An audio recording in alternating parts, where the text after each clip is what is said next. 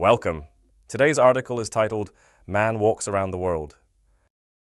This is not just a travel story.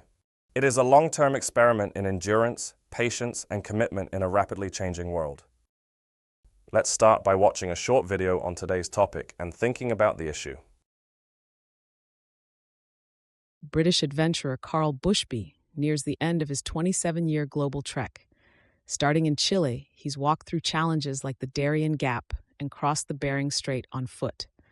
Now in Hungary, Bushby faces new pressures from social media, but remains focused on completing his journey by 2026. Despite delays from financial crises and pandemics, he plans to embrace science literacy after his expedition ends. Wasn't that interesting? Now let's start with a similar case. Some adventurers have attempted to cross continents entirely on foot. These journeys often take decades and require unwavering commitment. They challenge the idea that speed matters more than continuity. There have been global journeys completed without engines or modern transport. Some relied only on walking, rowing, or cycling. The goal was not comfort, but purity of movement. Certain adventurers have crossed places most people avoid entirely. Frozen seas, dense jungles, and remote deserts tested human limits. These crossings often became defining moments in their journeys. Many long-term expeditions do not unfold as planned. Political borders, health issues, or global crises force detours. Adaptation becomes as important as the original goal. This journey challenges how we define achievement. Success here is not speed or efficiency. It is persistence over decades.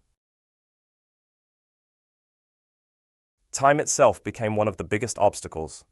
Borders changed, politics shifted, and technology advanced. The world did not wait for the journey to finish. The journey shows how geography is shaped by politics. Visas, borders, and permissions often mattered more than distance. Walking became a diplomatic challenge as much as a physical one. Long commitments demand personal sacrifice. Family matters, finances, and health were constant concerns. Dedication always comes with trade-offs. When the journey began, there was little online pressure. Today, constant visibility creates new challenges. Adventurers now manage audiences as well as terrain. Finishing the journey may be harder than continuing it. Returning home means adjusting to a changed society.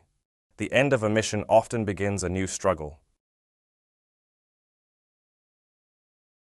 This story resonates because it feels rare today. It represents patience in an impatient world. That contrast makes it powerful. Now let's look at two expressions that help us talk about distance and future expectations. Let's look at two key expressions. Number one is all the way. This phrase is used when emphasizing effort and distance. Let's take a look at the examples. In the first example, this stresses physical effort. In the second example, this shows strong determination.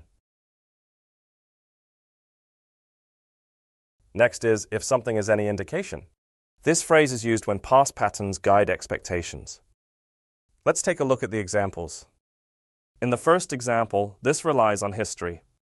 In the second example, this refers to observable patterns. Now let's take a look at three vocabulary words that describe danger, challenge, and progress. The word terrain. This word is used when describing landscapes and travel difficulty. In the example, this highlights physical variation. Treacherous. This word is used when warning about serious risk. In the example, this emphasizes danger. Homestretch. This word is used when the end is close but effort is still required. In the example, this signals nearing completion. Great work today. Today's article reminds us that the longest journeys are not just physical. They test patience, identity, and resilience. As you read the full article, consider this question. What kind of challenge would you be willing to commit to for decades? See you in the next lesson.